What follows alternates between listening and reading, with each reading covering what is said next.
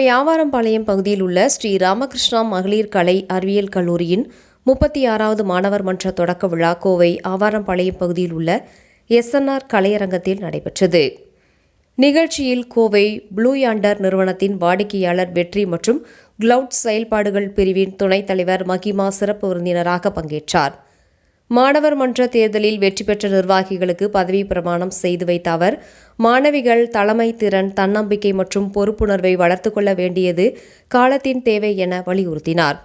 மாணவிகள் தங்களது நேரத்தை, உழைப்பை, தங்கள் திறமைகளை வளர்த்துக் கொள்வதில் முதலீடு செய்ய வேண்டும் என்ற அவர், தொழில்துறையின் தற்போதைய தேவைகளுக்கு ஏற்ப தொழில்நுட்ப அறிவு, தகவல் தொடர்பு திறன், குழு ஒருங்கிணைப்பு திறன் உள்ளிட்ட பல்வேறு வாழ்வியல் திறமைகளை தொடர்ந்து மேம்படுத்திக் கொள்ள வேண்டும் என்றார். நிகழ்ச்சிக்கு தலைமை தாங்கிய SNR சன்ஸ் அறக்கட்டளையின் நிர்வாக அரங்காவலர் முனைவர் சுந்தர் ராமகிருஷ்ணன் மாணவர்கள் மத்தியில் கூறியதாவது, மாணவர் மன்ற பொறுப்புகள் சேவை, மனப்பான்மை, ஒற்றுமை மற்றும் நிர்வாக அனுபவங்களை பெற உதவும் சிறந்த வாய்ப்பாக அமையும்.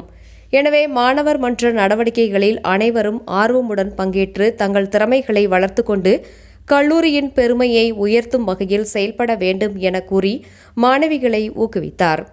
நிகழ்ச்சியில் கல்லூரியின் முதல்வர் முனைவர் சித்ரா கூறியதாவது, மாணவர் மன்ற தேர்தலில் வெற்றி பெற்ற பொறுப்பாளர்கள் தங்களது பொறுப்புகளை நேர்மையுடனும் அர்ப்பணிப்புடனும் நிறைவேற்ற உறுதிமொழி ஏற்றுக்கொண்டனர். தொடர்ந்து மாணவர் மன்ற நிர்வாகிகள் உரையாற்றினர். தொடர்ந்து கலை நிகழ்ச்சிகளுடன் கல்லூரி அளவிலான பல்வேறு போட்டிகளில் வெற்றி பெற்ற மாணவிகளுக்கு பரிசுகள் வழங்கப்பட்டது என்பது குறிப்பிடத்தக்கது.